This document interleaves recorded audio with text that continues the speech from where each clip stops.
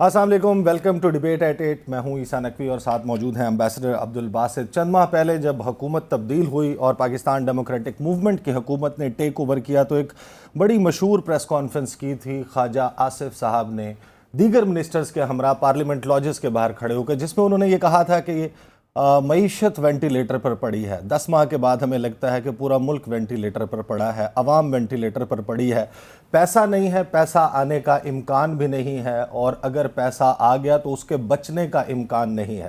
حکومت کے چند چہرے ہیں وہ سامنے آتے ہیں اور ان کے پاس عمران خان صاحب کا نام جپنے، عمران خان کے خلاف بات کرنے کے علاوہ اپنا کوئی پلان آف ایکشن نہیں ہے، اپنی پرفارمنس پر کرنے کے لیے گفتگو نہیں ہے۔ عمران خان صاحب اپنی دونوں صوبائی اسمبلیاں ختم کر چکے ہیں اور عمران خان صاحب کے پاس الیکشن کا مطالبہ کرنے کے علاوہ کچھ نہیں ہے۔ جیل بھرو تحریک کا اعلان کر چکے ہیں۔ جیل بھرو تحریک کا مستقبل کیا ہوگا، ہم اس حوالے سے بھی بات کریں گے۔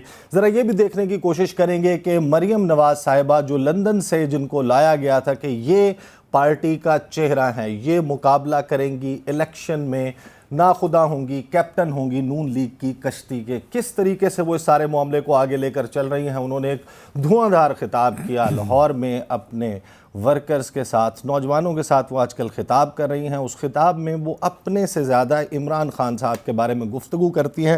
اس گفتگو پر تھوڑی سی بات ہوگی اور پھر معاشی صورتحال کے حوالے سے بات کریں گے۔ اسحاق ڈار صاحب وزیر خزانہ، ان کی ملاقات ہوئی صدر عارف علوی کے ساتھ، اور آرڈیننس آئے گا نہیں آئے گا، منی بجٹ کس طریقے سے پاکستان پر مہنگائی کا ایک نیا طوفان لے کر آئے گا، اس سارے معاملے کو ہم ڈسکس کریں گے۔ اور پہلے جو سیگمنٹ ہے اس میں ہمیں پاکستان تحریک کے رہنما جو کہ جیل بھرو تحریک خان صاحب نے جس کا اعلان کیا تھا، اس کے فوکل پرسن ہیں سینیٹر اعجاز چودھری صاحب، وہ ہمیں جوائن کریں گے۔ پروڈیوسر صاحب جب وہ جوائن کر لیں تو بتائیے گا۔ ہی از آن لائن پر ہے اعجاز صاحب، آپ کو میری آواز آ رہی ہے؟ جی آ رہی ہے سر، بہت بہت شکریہ جوائن کرنے کا۔ پاکستان بلکہ بر صغیر پاک و ہند کی ہسٹری کی بات کریں تو جیل بھرو تحریک جو ہے وہ پارٹیشن سے پہلے سے چل رہی ہے، بہت مرتبہ چلائی گئی، گاندھی صاحب نے چلائی تھی، پاکستان بننے کے بعد ایم آر ڈی کی تحریک کے دوران چلی، پاکستان پیپلز پارٹی یہ کام اٹیمپٹ کر چکی ہے، جماعت اسلامی نے بھی اس کے حوالے سے اٹیمپٹ کی ہے، وکلا بھی کرتے رہے ہیں، اور اس قسم کی تحریکیں ہم نے دیکھی ہیں۔ جو اینڈ آبجیکٹیو ہے آپ کی تحریک کا وہ یہ ہے کہ آئین پر عمل درآمد ہو اور الیکشنز آئین میں دیے گئے وقت کے مطابق ہو جائیں۔ آپ کا پلان آف ایکشن کیا ہے، پہلے تو ذرا یہ واضح کرتے ہیں۔ یہ بہت شکریہ۔ دیکھیے، ہم نے بالکل واضح طور پہ آج سے 5 روز پہلے تحریک انصاف چیئرمین نے کہا کہ ہمارا مقصد جو ہے وہ پاکستان کو آئین کے مطابق لے کر چلنا ہے۔ آئین واحد ایک دستاویز ہے پاکستان کے اندر جس کے اوپر مکمل اتفاق رائے ہے، اور اس ملک کو اگر آئین کے مطابق نہیں چلایا جاتا تو ہم تو کہیں کے نہیں رہیں گے اور ہمارے لیے کوئی مستقبل سامنے نہیں ہے۔ اور ملک اگر اس نظام سے ہٹتا ہے تو ہم پہلے ہی ایک پستائیت کے تحت اپنی زندگی بسر کر رہے ہیں، پھر ایک آمریت اور ایک ایسی کیفیت پیدا ہو جائے گی جو معاشروں کے اندر پیدا ہوتی ہے۔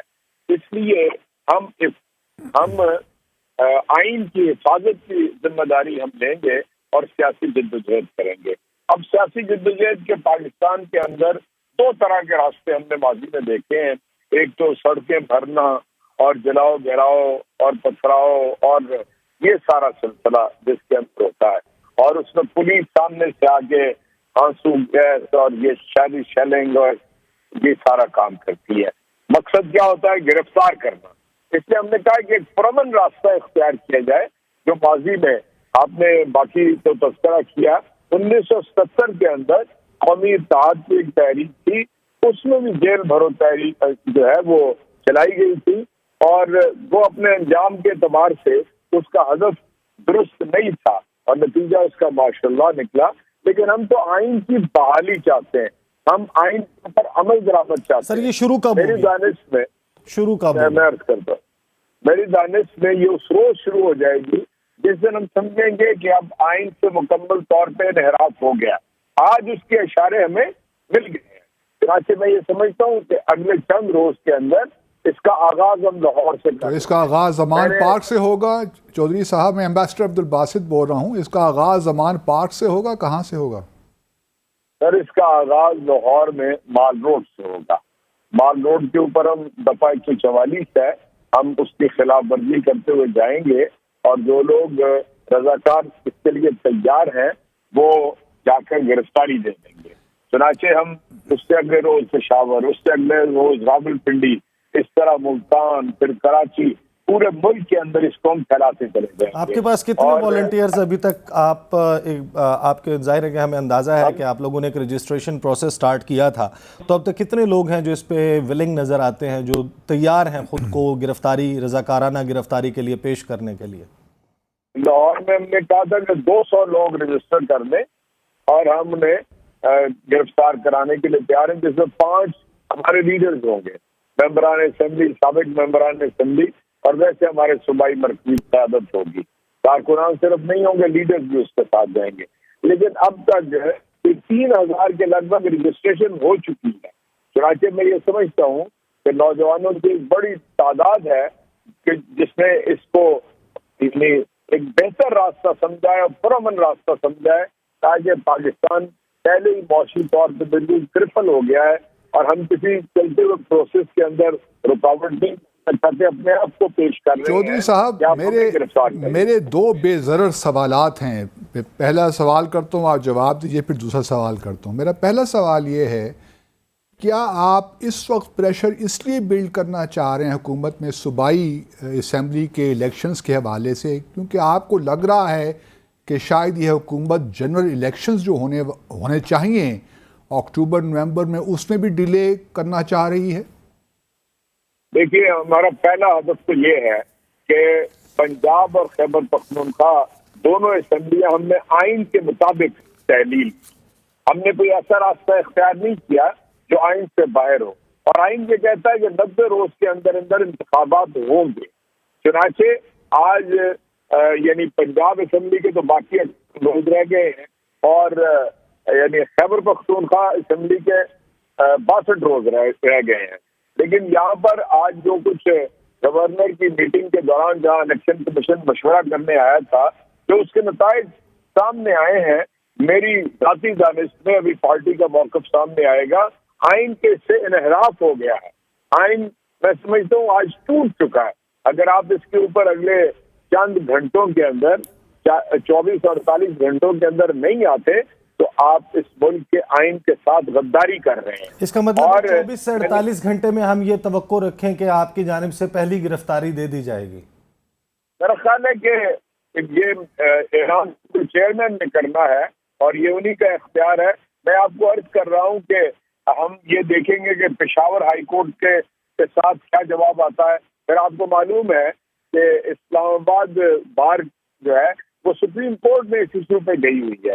ہم یہ چاہتے ہیں کہ ہم عدالتوں کو یعنی یہ موقع فراہم کریں کہ وہ اپنا فیصلہ کریں اور اس کے بعد ہم اس راستے کو اختیار کریں گے. البتہ تیاری ہم اس جیل بھرو تحریک کی وہ پورے زور شور سے کر رہے ہیں کہ جو ہی اعلان ہو اس کے اندر پھر لوگ شامل ہو جائیں اور جیلیں بھر دی جائیں اس حکومت کے خلاف کہ یہ ایک توسعیت کا راستہ اختیار کیے ہوئے اور آئین کو انہوں نے برباد. سینیٹر صاحب مجھے یہ بتائیے کہ کیا آپ ایک نئی روایت نہیں ڈال رہے؟ اگر پنجاب اور کے پی کے الیکشنز اب ہو جاتے ہیں تو اس کا مطلب یہ ہے کہ پھر مستقبل میں کبھی بھی جب نیشنل اسمبلی الیکشنز ہوا کریں گے اس میں پنجاب اور کے پی میں کیئر ٹیکر سیٹ اپ نہیں ہوگا. کیا یہ آپ کو بھی سوٹ کرتا ہے؟ یہ کیا مطلب ہم یہ کیوں اس روایت سے نکل رہے ہیں جو آئین میں ہے کہ تمام الیکشنز ایک ساتھ ہی ہوں؟ تو یہ کیوں ایک نیا پریسیڈنٹ آپ کریٹ کرنا چاہتے ہیں نیسیسریلی؟ جی میں عرض کرتا ہوں تحریک انصاف تو عام انتخابات کے لیے تیار ہے. ہم متعدد دفعہ اس مطالبے کو دہرا چکے ہیں اور بالخصوص 2 مقامات سے جب خود یعنی عمران خان نے اعلان کیا کہ ملک کو عام انتخابات کی طرف لے جانا چاہیے اور اس کے بعد جب انہوں نے یہ کہا پی ڈی ایم کے کوئی درجن بھر لیڈرز اگر وہ سمجھتے ہیں تو وہ ان کو یاد ہوگا کہ انہوں نے کہا کہ جس روز تحریک انصاف پنجاب اور خیبر پختونخوا کی اسمبلیاں تحلیل کر دیں گے اگلے روز ہم انتخابات کرا دیں گے. تو میں یہ سمجھتا ہوں کہ ہم تو یہ کہہ چکے ہیں, ہم چاہتے ہی ہیں کہ ایک ہی وقت میں انتخاب ہو, ہم نہیں چاہتے کہ الگ الگ ہو. یہ تو پھر ہمیں یہ اقدام کرنا پڑا کیونکہ یہ تو باتیں کر رہے تھے کہ جناب انتخاب تو جو ہے اس سال میں بھی نہیں اگلے سال میں جا کے کہیں ہوگا. تو میں سمجھتا ہوں ملک کو آئین کے مطابق اگر نہیں چلائیں گے تو ہم اس کا نقصان دیکھ چکے ہیں. 23 برس کی عمر میں پاکستان 2 لاکھ ہو گیا تھا اس لیے کہ آئین کے مطابق ملک نہیں چلایا جا رہا تھا. تو اور انتخابات سے انحراف اس وقت بھی ہو رہا ہے, آئین سے انحراف اس وقت بھی ہو رہا ہے. ہم بہت سنجیدگی سے اس بات کو سمجھتے ہیں کہ ایک ہی آپ کے پاس ایگریڈ اپون ڈاکومنٹ, لیکن یہ وہ بھی کہتے ہیں نہ پیسے ہیں نہ سیکیورٹی ہے نہ پیسے ہیں, کیسے الیکشن کروائیں, دہشت گردی کی صورتحال بھی ہے. یہ جو توجیہ ہے اس پر آپ ذرا کامنٹ کریں. 2 باتیں میں آپ کی خدمت میں عرض کرتا ہوں کچھ تاریخی حوالوں سے. یعنی 19ویں صدی میں پورے امریکہ کے اندر سول وار چل رہی تھی, ٹھیک, اور لوگ قتل عام ہی تقریباً ہو رہا تھا اور وہاں پر الیکشن کبھی بھی نہیں رکے. میں اپنے ہمسائے میں قریب سے مثال دیتا ہوں کہ آپ کو معلوم ہے ایران کی پارلیمنٹ پوری ایک دھماکے میں اڑا دی گئی اور وہاں پر یہ کسی نے ماشاء اللہ کی اور کسی نے یعنی آئین سے انحراف کی کوشش نہیں کی, فوراً انتخابات کرا دیے گئے. تازہ ترین یہ ہے کہ ترکی کے اندر ایک ایسا جان لیوا وہ زلزلہ آیا ہے کہ جس میں کوئی 30-35 ہزار سے بھی زیادہ لوگ لقمہ اجل بن گئے ہیں.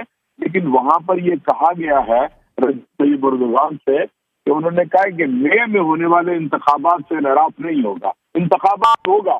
زندہ قومیں اور زندہ معاشرے اپنی لیڈرشپ کو لوگوں کے فیصلے کے مطابق کرتے ہیں. بند اگر انتخاب سینیٹر صاحب اگر انتخاب اکٹھا ہونا ہے اور بہتر اگر راہ یہ سمجھ آتی ہے کہ قومی اسمبلی اور صوبائی اسمبلیوں کے انتخابات اکٹھے ہو جائیں تو اس پہ تو بات چیت ہونی ہے نا, ایک مذاکرات ہونے ہیں. تو آپ کی پارٹی جو ہے وہ ٹیبل پر بیٹھنے کے لیے تیار ہے حکومتی جماعتوں کے ساتھ کہ ہم یہ ایک پلان آف ایکشن یا ایک فریم ورک جو ہے وہ براڈر ٹرمز میں طے کر لیں؟ دیکھیں میں آپ سے ایک بات عرض کرتا ہوں, آپ بھی باخبر لوگ ہیں. یعنی یہ بات تو جس طرح میں کہہ رہا ہوں اسی طرح وہ ان تک پہنچ رہی ہے.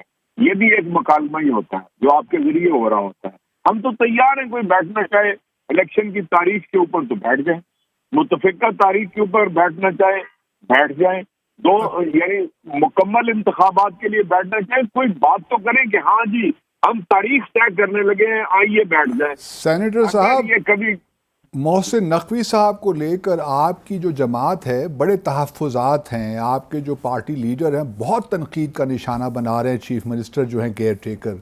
کیا اس کانٹیکسٹ میں اور الیکشن کمیشن پہ بھی آپ کو بہت اعتراضات ہیں ان کے خلاف بھی, تو اس سارے ماحول میں جو بھی اگر الیکشنز ہو جاتے ہیں صوبائی الیکشن پنجاب میں تو آپ کو نتائج منظور ہوں گے؟ ہاں, اس میں یہ بھی ایڈ کر لیں جو خان صاحب نے وائس آف امریکہ کو انٹرویو دیا ہے اس میں بھی انہوں نے اس قسم کا اندیا دیا ہے کہ میں یہ ابھی نہیں کہہ سکتا.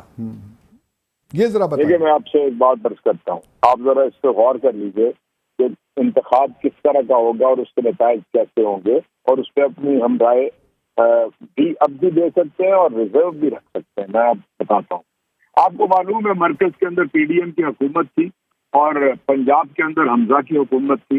17 جولائی آیا, 16 اکتوبر آیا, ہم نے انتخابات میں حصہ لیا. انہوں نے یہ حکمت عملی بنائی بالخصوص 17 جولائی کو پنجاب کے اندر کہ انہوں نے پورے پنجاب کے اندر انتظامیہ ان کی یعنی سیکورٹی فورسز ان کے اختیار کے اندر, پولیس ان کے اختیار کے اندر, سب چیزیں. اس کے باوجود 75% انتخاب تحریک انصاف جیتی.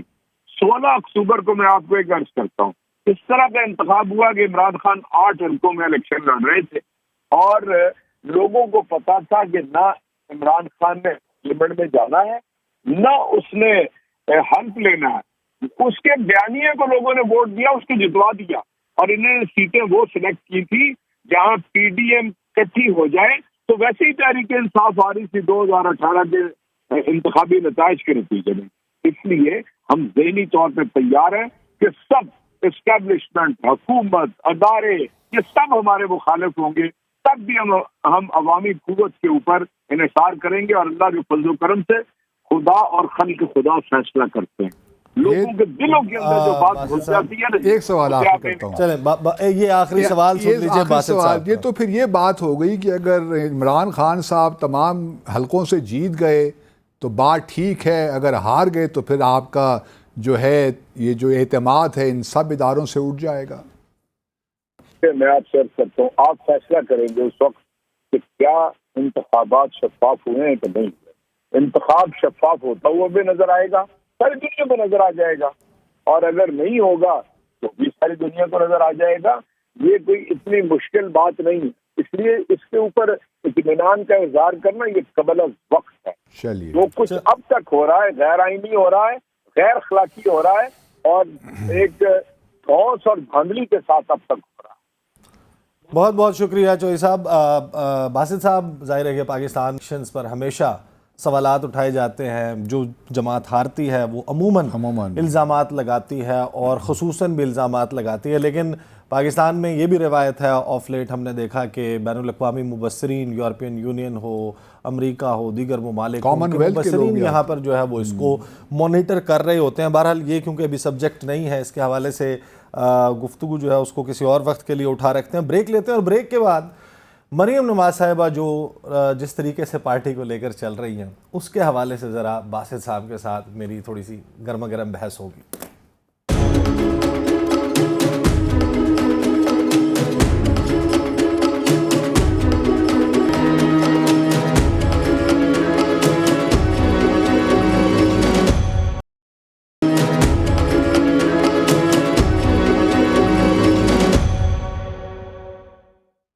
Welcome back after the break. کاروبار ریاست ٹھپ پڑا ہے، معاملات نہیں چل رہے. جو لوگ اسلام آباد میں مختلف منسٹریز میں آتے جاتے ہیں، آپ کبھی کسی کے ساتھ بیٹھیں آپ کو معلوم پڑے گا کہ تمام کے تمام جو بیوروکریسی ہے آپ کی وہ اسلام آباد میں ہاتھ پر ہاتھ رکھ کے بیٹھی ہے. پلاننگ کمیشن کی بات کر لیں، دیگر محکموں کی، آخری کوارٹر میں پیسے نہیں ہیں، پروجیکٹس کے اوپر پیسے نہیں لگ رہے، اور حکومت جو ہے وہ ٹس سے مس نہیں ہو رہی. حکومت کے جتنے بھی چہرے ہیں وہ دن میں 3-4 مرتبہ جلوہ افروز ہوتے ہیں میڈیا کی سکرینوں پر، کبھی کہیں خطاب کرتے ہیں، اور خطاب میں موضوع ہوتا ہے عمران خان صاحب کے خلاف بات کرنے کے علاوہ بتانے کے لیے کوئی بات کیوں نہیں ہے اس حکومت کے پاس. مریم نواز صاحبہ نے آج خطاب کیا، مریم اورنگزیب صاحبہ نے آج گفتگو کی، پریس کانفرنس کی، اور بھی جتنے ان کے لوگ ہیں وہ گاہے بگاہے آتے ہیں.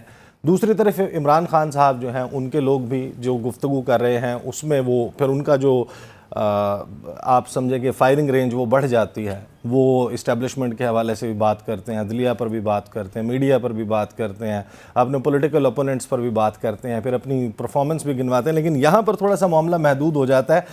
پروڈیوسر صاحب ذرا سنوائیں مریم نواز صاحبہ نے آج کیا گفتگو کی، پھر باسط صاحب سے پوچھیں گے کہ یہ کون سی پولیٹیکل اسٹریٹجی ہے. وہ ثاقب نثار، وہ ڈیم والے بابا جی، میں آج ان کو ڈھونڈ رہی ہوں کہ آج ان کو میں پوچھوں کہ آپ نے اس شخص کو صداقت اور امانت کا سرٹیفکیٹ دیا. جنرل باجوہ صاحب کہتے ہیں میرے پاس وہ آڈیوز اور ویڈیوز ہیں جب عمران خان ان کے پاس آتا تھا اور جب ہم نواز شریف پہ کریک ڈاؤن ہو رہا تھا تو کہتا تھا بڑا اچھا کیا آپ نے نواز شریف کو شکنجے میں پکڑ لیا، اب آپ نواز شریف کے ساتھ یہ کریں، اب آپ وہ کریں، اب اس کو ڈسکوالیفائی کریں، اب اس کو جیل میں بند کریں. وہ جو جلسوں میں خط لہراتے تھے کہ یہ سائفر ہے، وہ خط آپ نے کہا کہ میں نے سپریم کورٹ میں بھی بھیجا، کدھر گیا وہ بیانیہ؟ یہ وہی شخص ہے جو جب تک حکومت میں تھا کہتا تھا قمر جاوید باجوہ سے زیادہ کوئی جمہوری چیف عوامی سٹاف نہیں گزرا. قمر جاوید باجوہ صاحب نے جتنی میری حکومت کی مدد کی ہے کسی نے نہیں کی. جنرل باجوہ سپر کنگ تھے تو آپ کیا تھے؟ آپ ان کے ملازم تھے. اس وقت آپ نے ان کو کنگ مانا ہوا تھا، اس وقت تو وہ سپر کنگ تھے، لیکن آپ لوگوں کو یہ کہتے تھے میری چلتی ہے.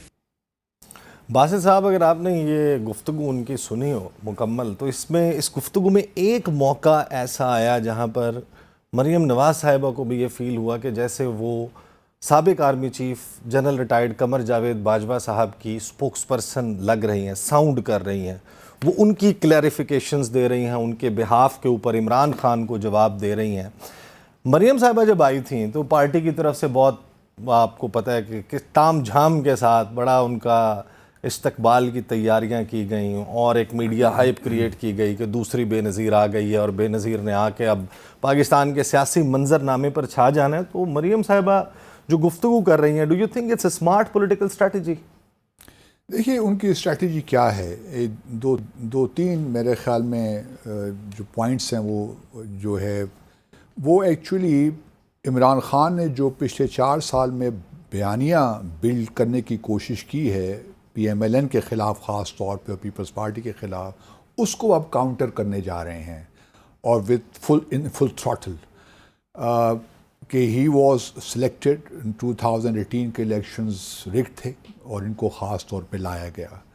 دوسرا یہ ہے کہ یہ خود جو کرپشن کی باتیں کر رہے ہیں تو یہ خود کرپٹ ہے عمران خان اور سارے تو حکومت میں مقدمہ کریں, اٹھا لیں عمران خان صاحب کو کرپشن کے اوپر. کہہ رہے ہیں کہ آپ 4 سال رہے حکومت میں تو آپ نے ہمارے خلاف بھی کیا نکالا؟ نہیں, وہ تو کہتے ہیں میں نے تو کیا ہی نہیں کیس. آپ کے پرانے کیسز پیپلز پارٹی نے ان پہ کیے تھے اور انہوں نے پیپلز پارٹی پہ کیے تھے. شہباز شریف کا ایک جو کیس ہے اس کے علاوہ وہ کہتے ہیں سارے پرانے تھے. اس کے علاوہ اگر 4 سال بھی تھے, کیسز پرانے بھی تھے, تو کیا نکلا اس میں سے؟ تو کرپشن کے جو الزامات آپ نے پی ایم ایل این پہ لگائے یا پیپلز پارٹی پہ لگائے, 4 سال میں آپ کچھ پروو نہیں کر سکتے. وہ شہزاد اکبر صاحب فائنلی وہ بھی بھاگ کر چلے گئے یو کے. دوسرا ان کا یہ ہے جو نیریٹو کہ یہ لوگ, یہ سارا عمران خان جو ہے یہ اینٹی پاکستان ہے, یہ جو ہے ان کا اور پھر چوتھا جو ان کا ہے سب سے بڑا کہ یہ اسٹیٹ یا گورنمنٹ رن کرنے کے قابل نہیں ہے یہ شخص, کیونکہ یہ کبھی ایک دن ایک بات کرتا ہے, کبھی دوسری بات کرتا ہے. نہیں, یہ تو وہ کہہ رہے ہیں, آپ کا موقف کیا ہے؟ میں پہلے یہ بتانا چاہتا ہوں نا کہ جو آج مریم نواز نے وہ جو حکومت چلا رہے ہیں وہ بھی ہم وہ بھی دیکھ رہے ہیں نا, لوگ نظر آ رہا ہے. بات تو یہ سچی بات تو یہ ہے کہ جو آج یہ 4 پریس کانفرنسز حکومت کی جانب سے ہوئیں, یہ اس بات کی بھی ایک لحاظ سے نشاندہی کرتا ہے کہ کرنے کے لیے کچھ نہیں ہے ان کے پاس. نہیں, کرنے کے لیے کچھ ہے تو نہیں ہے, وہ تو الگ بات ہے, لیکن یہ پہلے بھی ہوتا رہا ہے نا. عمران خان کی حکومت میں یہی چیزیں ہم دیکھتے رہے, صبح شام وہ بھی پریس کانفرنسز کرتے تھے, الزام تراشیاں کرتے تھے. مطلب میں اس وقت بھی کہتا تھا, ان کے دیگر ایونٹ بھی ہوتے کیا دیگر ایونٹ ان کے بھی ہوتے ہیں. احساس پروگرام کا ہو رہا ہوتا تھا. شہباز شریف صاحب گئے ہیں, انہوں نے باب لاہور کا افتتاح کیا, ایسی تو کوئی بات نہیں ہے. ایونٹس تو بھی ہو رہے ہیں, لیکن کوشچن یہی ہے کہ ہمارا ایک سیاسی کلچر ہے. آپ پی ڈی ایم کی یا پی ایم ایل این کی حکومت کو الزام نہیں دے سکتے کہ انہوں نے کوئی نئی ریت ڈال دی ہے. ایک اپنا بیانیہ بھی تو ہوتا ہے نا, ایک آپ کی اپنی پولیٹیکل اسٹریٹجی ہوتی ہے. Counter Imran Khan is not a political strategy. دیکھیے ایک اور بڑی نہیں کاؤنٹر تو یہ ہے کیونکہ وہ سمجھتے ہیں. آپ نے خود اس بات کو یعنی آپ یہ کہہ رہے ہیں اس وقت عمران خان صاحب پاکستان کی سیاست کا جزو لازم اور مرکزی نقطہ بن چکے ہیں, ان کے ارد گرد گھوم رہا ہے جو کچھ گھوم رہا ہے. نہیں, وہ تو سب کے دیکھے ارد گرد گھوم رہا ہے نا. تو یہ خود گھما رہے ہیں نا, یہ تو خود عمران خان صاحب کے ارد گرد گھوم رہے ہیں مسلسل. یہ تو یہی ان کی اسٹریٹجی کی کمزوری ہے میں سمجھتا ہوں ایک لحاظ. ہاں, تو یہ بتائیں نا, یہی پوچھ رہا ہوں میں آپ سے. نہیں, میں کوشچن اصل میں میرا جو کوشچن جو میرے ذہن میں سوالات وہ آتے ہیں وہ یہی ہیں بنیادی طور پہ کہ اگر انہوں نے عمران خان کو خاص طور پہ پنجاب میں کاؤنٹر کرنا ہے. دیکھیے بڑی انٹرسٹنگ بات ہے, میں آپ کو بتاؤں. مریم نواز جب بھی تقریر کرتی ہیں وہ کہتی ہیں کہ جب 2013 کو ہمیں حکومت ملی تھی تو اس وقت بڑے خستہ حالات تھے. وہ پیپلز پارٹی کی حکومت تھی. بڑی انٹرسٹنگ بات ہے. اچھا, میں ابھی تک انتظار کر رہا ہوں کہ پیپلز پارٹی کبھی اپنے اس شیل سے باہر آئے گی اور مریم نواز کو کاؤنٹر بھی کرے گی, لیکن ابھی تک وہ ہو نہیں رہا. کیونکہ سارا جو وہ الزام دیتے ہیں کہ ہم نے اس وقت لوڈ شیڈنگ تھی, ہم نے بڑا کام کر دکھایا, یہی وہ نیریٹو ہے جو پچھلے 4 سال کا اس کو کاؤنٹر کرنے جا رہے ہیں. تو انٹرسٹنگ سچویشن ہے. میں پی ڈی ایم کو بلیم نہیں کرتا, نہ پی ایم ایل این کو کرتا ہوں, کیونکہ بہرحال ان کے لیڈر جس وجہ سے بھی ہیں وہ باہر ہیں. وہ بھی میرا جہاں تک میری کس بات پہ بلیم نہیں کرتے, جو نیریٹو بلڈ کرنے کی کوشش کر رہے ہیں نا, میں اس کو بلیم نہیں کرتا. ہمارا سیاسی کلچر یہی ہے بنیادی طور پہ. اس سے ہم ابھی میچورٹی ابھی ہمارے سیاست میں نہیں آئی کہ ہم ایشوز پہ بات کریں. ہم ایشو سے بات نہیں کر رہے. تو یہ سلسلہ عمران تو خان پھر کے ایک تو دور میں بلیم کرنا بنتا ہے. آپ کہہ رہے ہیں بلیم نہیں کرتے. اس لیے نہیں کرتا کہ ہم روایت یہی ہے. تو روایت کس نے تبدیل کرنی ہے؟ میچورٹی ابھی تک نہیں ہے ہمارے پولیٹیکل سسٹم میں نا. ہمارا خیال تھا آپ اپنی تیسری نسل میں سیاست کو لے جائیں گے اور تیسری نسل تک روایت آپ نے اب وہی چلانی ہے. عیسیٰ نقوی صاحب عمران خان آئے تھے تو لوگوں کی یہی توقعات تھیں کہ ہمیں ایک نیا سیاسی کلچر ملے گا, ایک موروثی سیاست سے ہٹ کے. عمران خان یہ نعرہ تو نہیں لگا کے آئے تھے کہ میں سیاسی کلچر چینج کرنے آ رہا ہوں. جو 4 سال وہ تو احتساب کی بات کر رہے تھے. دیکھیں ایک بات جس سے میں ایگری کرتا ہوں, آج جو مریم نواز صاحبہ نے بات کی ہے اس سے بہت زیادہ ایگری کرنے کا جو ہے وہ دل شکر ہے کہ آپ بھی ان سے کسی بات پہ ایگری کر رہے ہیں. درست بات کہتے ہیں کہ خان صاحب جو ہیں وہ یہ کہتے ہیں کہ جب وہ تھے حکومت میں تو وہ تعریفیں کرتے تھے اور خان صاحب کرتے تھے جنرل باجوہ کی تعریفیں. خان صاحب جب تک ان کو مکمل سپورٹ مل رہی تھی تو وہ اب خان صاحب کہتے ہیں کہ نہیں یہ ہوا تھا. یہ سچ اقتدار میں بولنا چاہیے. یہی میں کہتا ہوں نا کہ سچ اقتدار میں بولنا چاہیے. جب عمران خان بھی تھے حکومت میں تو ان کا بھی سارا دن یہی نعرہ ہوتا تھا کہ زرداری لوٹ کے چلے گئے, نواز شریف لوٹ کے چلے گئے, شہباز شریف لوٹ کے چلے گئے. تو انہوں نے بھی کوئی ایسے کام نہیں کیے جس پہ ہمیں بہت فخر ہو کہ انہوں نے کچھ سیاست کی روایت کو تبدیل کرنے کی کوشش کی. آپ مجھے بتائیے مطلب کیا روایت تبدیل کرتے کرتے کہ ان کے اوپر کیسز ختم کر دیں اور میں ان سے گلے لگا لیتا ہوں, بیٹھ جاتا ہوں. نہیں, یہ بار بار یہ کہنے کی ضرورت کیا کہ مجھ سے این آر او مانگ رہے ہیں, میں این آر او نہیں دوں گا. یہ کوئی باتیں ہیں کرنے کی یار. اگر آپ نے نہیں دینا تو بس آپ ان کے کیسز چلائیے, جو عدالتوں میں ان کو لے کر جائیے, سب باتیں درست ہیں. لیکن جو عمران خان کا اور پی ٹی آئی کا رویہ بھی رہا ہے, خاص طور پہ وہ لوگ جو نان الیکٹڈ تھے, جو ان کے ایڈوائزرز تھے, special assistant to prime minister, انہوں نے 85 اراکین ان کے بھی نہیں تھے. نہیں 85 نہیں تھے, لیکن کافی بڑی تعداد میں لوگ ایسے تھے جو کہ ان کو جو کشتی تھی نا جو بھمر میں پھنس گئی. اب ان کے لیے بہت مشکل ہو گیا ہے, کیونکہ اب جو یہ باتیں کرنے لگے ہیں کہ اتنے ٹھیک ہے 85 کیبنٹ ہم نے ڈسکس بھی کیا ہے, لیکن ہماری امیدیں تھیں عمران خان سے, لوگوں کی امیدیں تھیں کہ وہ ایک نیا سیاسی کلچر ہمیں دیں گے. وہ بدقسمتی کے ساتھ نہیں دیے, وہ بھی اسی راہ میں بہہ گئے اور وہی کلچر انہوں نے بھی اپنایا. تو یہی تو ہمارا نظام ہے جس نے آپ کو جکڑا ہوا ہے. کوئی شخص اس کے تو پھر آپ اس سے باہر. میں آپ کی اس بات سے اتفاق کرتا ہوں کہ جب اقتدار میں آپ ہوتے ہیں نا تب ایسی باتیں کریں تو مزہ آتا ہے. نہیں, وہ بڑا اچھا لگتا ہے اقتدار میں جب ہوتے ہیں ہمارے ہاں لوگ میں تو آپ کچھ بھی کہہ سکتے ہیں, وہ تو بات نہیں ہے. دیکھیں بیوروکریٹ نہیں ہے, ہم جیسے جو بیوروکریٹ رہے ہیں, ہمارا مسئلہ یہ ہوتا ہے کہ ہم جب کسی نوکری میں ہوتے ہیں تو ہم اپنی رائے پبلکلی نہیں دے سکتے. ہمیں بہرحال اگر ایک چیز ہے, لیکن تو سیاستدان ہے نا, ان کو تو اگر اقتدار میں سمجھ رہے ہیں کہ باجوہ صاحب نے وہ کام نہیں کرنے دیا, صرف اکانومی پہ اور جو کووڈ پہ ہے اس کا کریڈٹ وہ لے رہے ہیں اور باقی چیزیں باجوہ صاحب نے نہیں کرنے دی, تو پھر ایک ان کا کلپ بھی ہے کہ اگر مجھے کسی نے کام نہیں کرنے دیا تو میں ریزائن کر دوں گا. تو بہتر یہ ہوتا کہ وہ اس وقت ریزائن کر دیتے, لیکن پھر ساتھ میں ان کو ایکسٹینشن بھی, تیسری ایکسٹینشن بھی دے رہے ہیں. یہ بھی مجھے سمجھ نہیں آتی کہ یہ کس طرح ہو گیا. یہ وہ بنیادی سوالات ہیں جن کے اوپر Pakistan Tehreek Insaf should come up clean. Imran Khan صاحب کو یہ ہوگا کہ ظاہر ہے کہ وہ جو دعوے اور جو ایکسپیکٹیشنز ان کے دعووں کی بنیاد پر لوگوں کی ڈیولپ ہوئی تھی, تو وہ جو بات کرتے رہے تھے اس پر مکمل طور پر عمل درآمد کیوں نہیں کر سکے, اور ایسی کیا گارنٹی ہے کہ مستقبل میں ان کو چانس ملتا ہے تو وہ دوبارہ سے یہ مسٹیکس ان کو ریپیٹ نہیں کریں گے. بریک لیتے ہیں اور بریک کے بعد اس معیشت کے بارے میں بات کریں گے جو اس وقت لہو لہان. ہمارے ساتھ ایک گیسٹ بھی ہیں میرے خیال میں.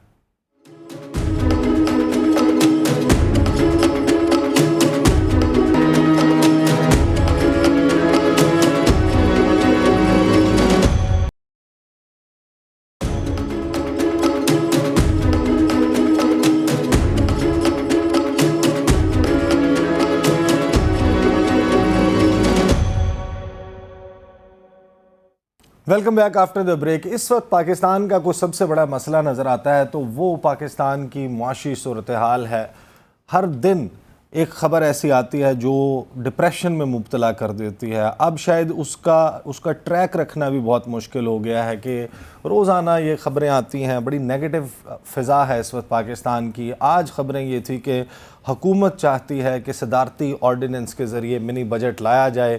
وہ شرائط جو قبول کر چکے ہیں IMF کے ساتھ، جو پیشگی شرائط جن کے اوپر بات چل رہی تھی کہ یہ کر لیں تو آپ کو $1.1 ارب کی رقم مل جائے گی، آپ IMF کے ڈسپلن میں آ جائیں گے اور پھر آپ کو دوست ممالک سے مانگنے میں مدد ملے گی۔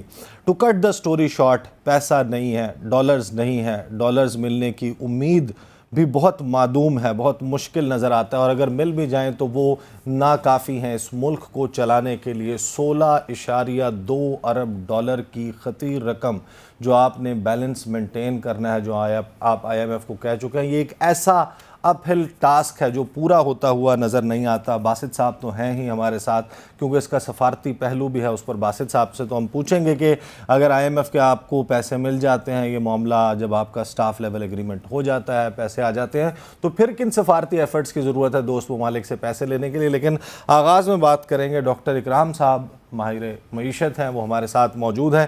سر کچھ سمجھائیے، کوئی صورتحال کوئی باہر نکلتے ہوئے نظر آتے ہیں؟ ہم تو پریشان ہو گئے ہیں، سمجھ نہیں آ رہی کہ یہ معاملہ کس کروٹ بیٹھے گا۔ جی، ریٹنگ بھی آج پاکستان کی فردر جو ہے وہ ڈیریٹ ہوئی ہے۔ وجہ یہی ہے کہ ایکسٹرنل فرنٹ کے اوپر جو ہماری مشکلات ہیں وہ کم ہوتی اس لیے نظر نہیں آ رہی ہیں کہ اس حکومت کو پتہ تھا پہلے دن سے کہ ہماری یہ پرابلمز ہیں، مگر اس طرح پروگرام کو لیٹ کیا گیا اور جو نومبر میں ہونا تھا وہ بھی پھر ساری شرائط بھی مان لی اور بلا وجہ لیٹ بھی کیا۔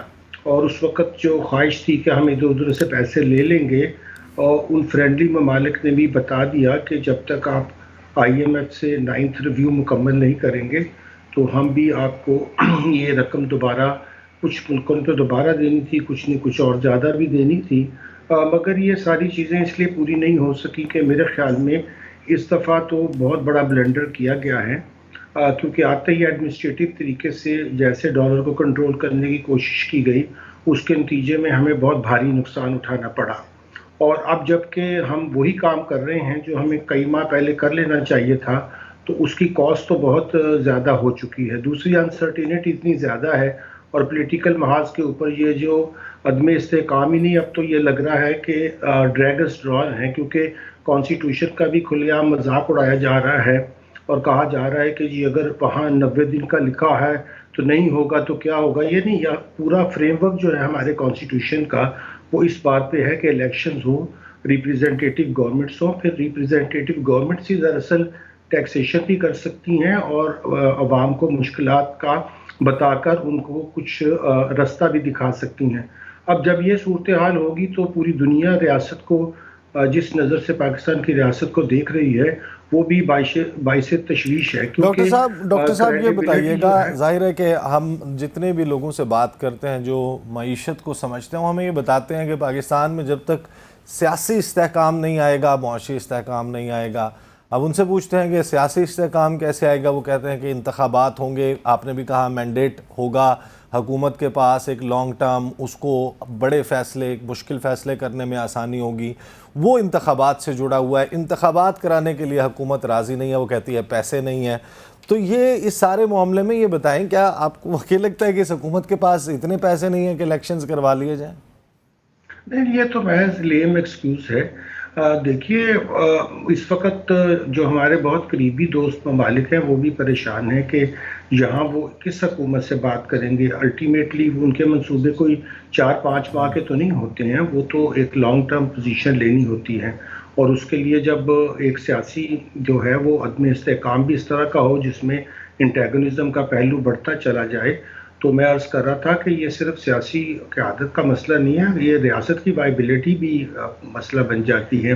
تو یہ اکنامک میلٹ ڈاؤن جو ہے، یہ ہم اس کو جان بوجھ کر کلیپس کی طرف لے جانا چاہ رہے ہیں، یا ہمیں واقعی ہمارے سیاسی جو قیادت ہے اس میں اتنی سمجھ بوجھ نہیں ہے کہ وہ ریاست کے مفاد کو تو دیکھیں، اور حکومت کی یہ ضد کہ ہم الیکشن نہیں کروائیں گے، اور ادھر سے بھی یہ ضد کہ آپ فوری کروائیں اور اسمبلیاں توڑ دی جائیں، نامناسب ہے۔ ڈاکٹر صاحب، میں امبیسڈر عبدالباسط آپ سے عرض کر رہا ہوں، مجھے ایک بات سمجھ نہیں آتی، سمجھا دیجئے، آپ معیشت کے جو ہیں، معاشیات کے ماہر ہیں۔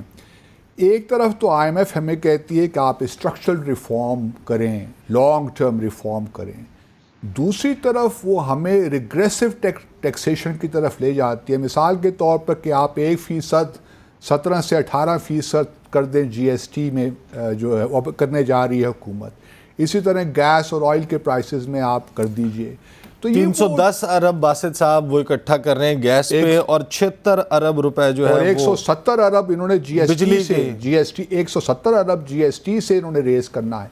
तो ये जो रिग्रेसिव टैक्सेशन है, ये जो बिल्कुल एक ऐसे मेजर्स हैं जिस पर डायरेक्ट आवाम का बोझ पड़ेगा। क्या हम में इतनी कैपेसिटी भी नहीं है कि हम IMF को ये भी कन्विंस कर सकें कि हम तो स्ट्रक्चरल रिफॉर्म की जानब जाना चाहिए, टैक्स टू GDP रेशो हमारा बढ़ना चाहिए, वो चीज़ें हैं ज़्यादा इम्पॉर्टेंट।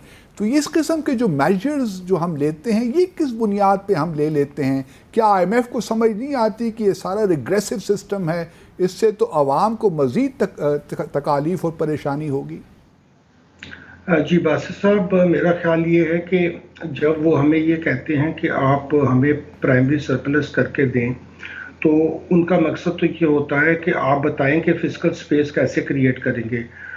जो स्ट्रक्चर रिफॉर्म्स हम खुद करते नहीं हैं, और फिर वो पूछते हैं अच्छा आपके पास कोई फार्मूला नहीं है, तो कहते हैं फार्मूला तो है मगर वो तो बहुत देर लगेगी। वो कहते हैं इस साल आप बताइए कि जल्दी जल्दी से आप ये वाले काम कर लें। जब हम उन्हें नहीं बताते कि 1.7 ट्रिलियन की जो टैक्स एग्जम्पशंस हमने दे रखी हैं अपने टैक्स कोड्स में, उसका जो है फ़ायदा तो एक ख़ास बरात याफ्ता तबकात को ही है, वो वापस लेने की हमें कैपेसिटी नहीं है। ये कोई स्ट्रक्चर रिफॉर्म्स का मसला भी नहीं है, पॉलिटिकल विल का मसला है। अगर मैं वहाँ से 700 बिलियन निकाल लूँ उस 1.7 ट्रिलियन से, तो वो तो फौरी पे उनकी मराद ख़त्म हो जाएंगी। अगले महीने से ही उनको, उनमें से बहुत से लोग हैं जिनके जो काइंड में परक्विजिट्स हैं जो एग्जम्प्ट हैं, जिनकी सैलरियाँ भी कोई इससे अलाउंसेज एग्जम्प्ट हैं, तो वहाँ से 700 बिलियन निकल आए तो फिर तो मुझे 18% नहीं करना पड़ेगा सेल टैक्स को। मगर मसला यही है कि जब हम उनसे, जो हमारे लोग बातचीत करने जाते हैं, तो अपना होमवर्क नहीं करते हैं। दूसरा, उनमें ये पॉलिटिकल विल ही नहीं है कि वो ये will we need the 24th IMF programme? इसके बाद आप समझते हैं कि हमारे हालात बेहतर हो जाएंगे? हमें 24वां प्रोग्राम भी लेना पड़ेगा? नहीं जी, बिल्कुल लेना पड़ेगा। जो हमारी अगले आने वाले सालों में नीड है, हम तो किसी तरह से भी ना अपनी एक्सपोर्ट से ना ही रेमिटेंसेस से उनको उस गैप को फिल कर सकेंगे। तो जाहिर है कि फिर एक ही तरीका रह जाता है कि अगर कल से आप 18% सेल टैक्स कर देंगे तो वो जल्दी जल्दी रेवेन्यू आना शुरू हो जाएगा। जितनी भी लीकेज है उसके बावजूद आप जो भी बैंक में नॉन फाइलर हैं उन पर 0.6% दोबारा से टैक्स आयद कर देंगे। तो ये वो चीज़ें हैं। और फिर बिजली की कीमत बढ़ाना, गैस की कीमत बढ़ाना, अपनी इनएफिशिएंसी, चोरियों की भी हम पे कंज्यूमर पे का, तो ये तो हुकूमत के लिए। डॉक्टर साहब ये बताइएगा ये अक्सर आर्गूमेंट होता है हुकूमतों के पास कि पूरी दुनिया में कीमतें बढ़ रही हैं, पूरी दुनिया में माशी सूरत हाल ख़राब है, तो हम कोई दुनिया से बाहर तो नहीं हैं, बड़ी बड़ी इकॉनमीज़ अगर सफ़र कर रही हैं तो हम कोई उन इकॉनमीज़ से बड़ा सिस्टम तो हमारे पास मौजूद नहीं है। आपको क्या लगता है कि ये इसमें से कितनी हमारी हुकूमत की नाअहली, निकम्मापन, सुस्ती, काहली कह लें ये है, और कितना इसका इंटरनेशनल आप कह सकते हैं कि इम्पैक्ट जो इंटरनेशनल प्राइसेस की वजह से आ रहा है? जी, ज़्यादा हम तो इम्पोर्ट बेस्ड इकॉनमी है, तो हम पे उसका इम्पैक्ट तो ज़्यादा होता ही है। मगर इसमें भी हमारी अपनी ही नालायकी है कि हम इतने अरसे से क्यों अपनी जो इनवर्ड लुकिंग इकॉनमी को बेहतर नहीं कर सके हैं। मगर बाहर के मुल्कों में इतनी इन्फ्लेशन जो है वो किसी और मुल्क में अगर हो भी तो जाहिर है कि वहाँ फौरी तौर के ऊपर, खैर बेस्ट तो अपने देखिए अभी विंडफॉल उन्होंने टैक्सेशन भी की है एनर्जी की वजह से। मैं तो देख रहा था कि अफ्रीका के कई ममालिक ने अपनी बैंकिंग इंडस्ट्रीज़ पर भी विंडफॉल टैक्सेशन की है, क्योंकि जब वहाँ भी कीमतें बढ़ने की वजह से प्रॉफिट बढ़ते हैं तो वो फिर उनसे लेकर आवाम पे ख़र्च भी करते हैं। हमारे यहाँ तो सबसे बड़ा मसला ये है कि इसकी मिटिगेशन करने का इनके पास एक ही तरीका है कि उसको अपने मराद ख़त्म नहीं करने हैं, अपनी इकॉनमी की सिमत दुरुस्त नहीं करनी है, और उसका बोझ जो है वो आम आवाम पर ही शिफ्ट करते चले जाना। ये परपेचुअली हमारा मसला है, और उसी की वजह से हम कोई ऐसी डिवर्सिफिकेशन एक्सपोर्ट में भी पैदा नहीं कर सके जहाँ से 70% हमारी एक्सपोर्ट आती भी है, उसको भी जब तक हम बिजली के अंदर सब्सिडी ना दें वो हम उसके अंदर कोई भी अर्निंग नहीं कर सकते हैं। यानी कम्प्लीटली अनकम्पेटिटिव हैं हम, और वो भी जब तक GSP और दूसरे हमें बाहर से, चूँकि हमारा कोटा फिक्स है, अगर हम आम طرح سے مقابلہ کریں تو شاید ہم اس میں بھی مکمل طور پر ناکام ہو سکیں. یہ ہماری ساری جو پالیسیز کا دار و مدار اس بات پہ ہوتا ہے کہ بس آج کا وقت گزر جائے اور پھر آئی ایم ایف کا 24واں 25واں کیا میرا خیال میں شاید یہ سبجوگیشن ان ابیٹڈ ہی رہے گی اگر اب ہم نے نہیں سوچا کہ اس کے لیے ہمیں کیا کرنا چاہیے. اور حکومتیں تو آخری الیکشن ایئر میں کیا کریں گی؟ آپ دیکھ رہے ہیں کہ ایک طرف تو اتنی بڑی کابینہ بنائی ہوئی ہے, پھر جو ڈول آؤٹ کی جا رہی ہیں اماؤنٹس ایم این ایز کو, ان کا کام نہیں ہے سڑکیں اور نالیاں پکی کرنا. یہ تو ہمیں اگر واقعی ہم نے آئین کے 140A کا سہارا اس کو لے کر اس کو نافذ کر دیا ہوتا تو یہ تو لوکل گورنمنٹس کا کام ہوتا ہے. سیلاب آتے ہیں, یہاں تباہی ہوتی ہے, پتہ چلتا ہے کہ کوئی ایسی گراس روٹ لیول پہ گورنمنٹ ہی نہیں ہے جو لوگوں کو اسکولوں میں بھی ٹھہرا سکے. تو یہ تو ایک کمپلیٹ فیلئر ہے, اس میں بڑی وجہ یہی ہے. بہت شکریہ ڈاکٹر صاحب. نافذ نہیں کرتے. ڈاکٹر صاحب وقت ہمارے پاس کم ہے, اس کا جو اینگل دوسرا اینگل ہے سفارتی اینگل, اس پر میں نے باسط صاحب سے بات کرنی ہے. آپ نے ہمیں جوائن کیا, آپ کا بہت بہت شکریہ. صاحب صورتحال آپ نے سن لی, وہ جو حکومت آئی تھی جس نے کلیکٹیو وزڈم سے اس ملک کی معیشت کو آپ طنز کے نشتر ضرور پھینکتے ہیں. نہیں, یہ طنز کی بات نہیں ہے باسط صاحب. اس وقت آپ جائیں, لوگ پریشان ہیں, اسٹریٹ پر جائیں. آپ ظاہر ہے کہ میں یہ تو نہیں کہوں گا کہ آپ لوگوں سے میل ملاقات نہیں ہے, لیکن میرا خیال ہے کہ آپ کا ان لوگوں کے ساتھ میل ملاقات کم ہے جو پریشان ہیں. نہیں, آپ نہیں کہہ سکتے. تو پھر آپ یہ کیسے کہہ رہے ہیں میں طنز کر رہا ہوں؟ نہیں, آپ اس حکومت پہ آپ مجھے چلیں, آپ اس کے اوپر آ جائیں نا ٹاپک پہ جو میں بات کرنا چاہ رہا ہوں کہ یہ جو سٹیپ ہے جب آپ یہ لے لیتے ہیں, آپ آئی ایم ایف کے ڈسپلن میں آ گئے, آئی ایم ایف کے ساتھ آپ کا معاملہ بحال ہو گیا, سٹاف لیول ایگریمنٹ ہو گیا, آپ کے پیسے اگر مل جاتے ہیں, اس کے بعد اگلا سٹیپ ہے آپ نے دوست ممالک سے پیسے لینے.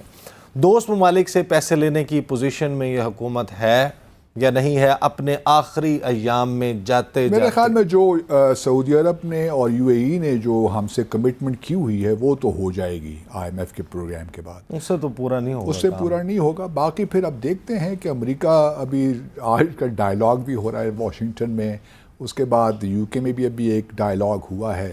لیکن اصل جو ہمارا مسئلہ ہے نا وہ یہی ہے, اسٹرکچرل چیزیں نہیں ہو رہی ہیں اور سارے یہ ٹیمپرری میجرز ہیں. اور آئی ایم ایف کے ساتھ پروگرام کے لیے $1.2 بلین کا مسئلہ ہے. میرا خیال میں Asian development bank, Islamic development bank, Saudi Arabia اور یو اے ای کے ساتھ جو ہمارے تھوڑے بہت کچھ نیگوسیشنز چل رہے ہیں وہاں سے کچھ پیسہ ہمیں آ جائے گا, 10 سے 11 بلین تک. وقت اوور ہو رہا ہے باسط صاحب. آپ جو بات بتا رہے ہیں وہ یہ ہے کہ اسٹریٹجی یہی ہے کہ مانگنا ہے اور پھر زیادہ مانگنا ہے, پھر مزید مانگنا ہے. اس طرح تو معاملات نہیں چلیں گے, ملک نہیں چلے گا. آپ کو ایک مضبوط معاشی پلان آف ایکشن چاہیے اس ملک کو اس معاشی دلدل سے نکالنے کے لیے.